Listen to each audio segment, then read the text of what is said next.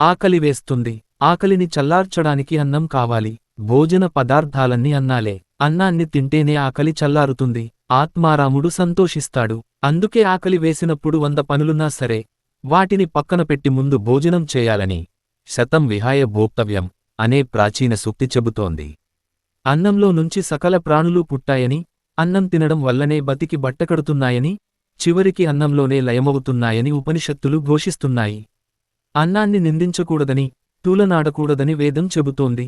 అన్నాన్ని పుష్కలం చేసేందుకు కృషి చేయాలని, అలా చేయడాన్ని నియమంగా పెట్టుకోవాలని చెప్పింది. అన్నాన్ని వ్యర్థంగా పారవేయరాదని, అన్నార్తుల ఆకలి తీర్చడానికి అన్నాన్ని రక్షించాలని సూచించింది.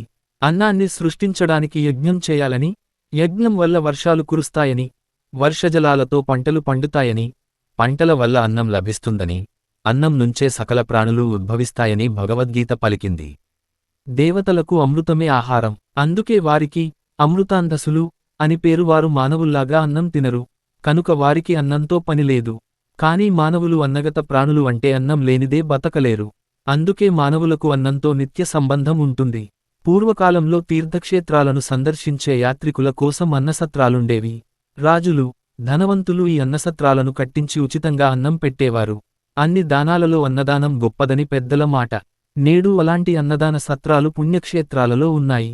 అన్నార్తుని ఆకలి తీర్చడం కంటే మించిన ధర్మం ఏదీ లేదని ధర్మశాస్త్రాలు చెబుతున్నాయి. అన్నాన్ని బ్రహ్మదేవుడు సృష్టించిన పూజ్యపదార్థంగా భావించడం వల్లనే భోజనం చేసే సమయంలో అన్నదేవతలను స్తుతించే అన్నసూక్తాలు వేదంలో కనబడతాయి. నేటికీ భోజన సమయంలో అన్నాన్ని స్వీకరించే సమయంలో భోజన పదార్థాలకు ఒక్కసారి నమస్కరించి భుజించేవాళ్లెందరో ఉన్నారు. అన్నపూర్ణాదేవిని స్తుతిస్తూ భోజనం చేసేవాళ్లు కనిపిస్తారు. ఇదొక పవిత్ర సంస్కృతి. భోజన పదార్థాలు పవిత్రంగా, స్వచ్ఛంగా ఉండాలని ఆయుర్వేదం చెబుతోంది. కర్షకులు ఎంతో కష్టపడి పండించిన పంటల వల్ల లభించే భోజనం ఎంతో విలువైంది. ఈ ప్రపంచంలోని భోజ్య సంపద అంతా పరమేశ్వరుడు ప్రసాదించిన అమూల్యవరం. దాన్ని కడుపు నిండేంత వరకే భుజించాలి. మిగిలిన దానిని ఇతరుల ఆకలి తీర్చడానికి వదిలివేయాలి అని ఈశావాస్యోపనిషత్తు ప్రబోధించింది. అంతర్యామి, నా దేశంలో ఒక్కపూట అయినా భోజనానికి నోచుకోని అన్నార్తులుండగా నేను 2 పూటలు భోజనం చేయడం నేరం అవుతుంది. కనుక నేను ఒక పూట భోజనం మానేసి అన్నార్తుల కడుపు నింపుతాను అనే మహానీయులు ప్రభవించిన పుణ్యభూమి ఇది. వారి స్ఫూర్తిని తోటి మానవులు పుణికి పుచ్చుకోవాలి. అన్నార్తుల కడుపు నింపాలి.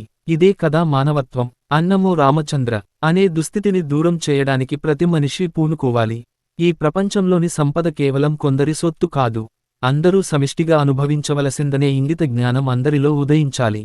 అన్నార్తులు లేని భూమండలాన్ని సృష్టించాలి. అప్పుడే మనిషి జన్మ సార్థకమవుతుంది.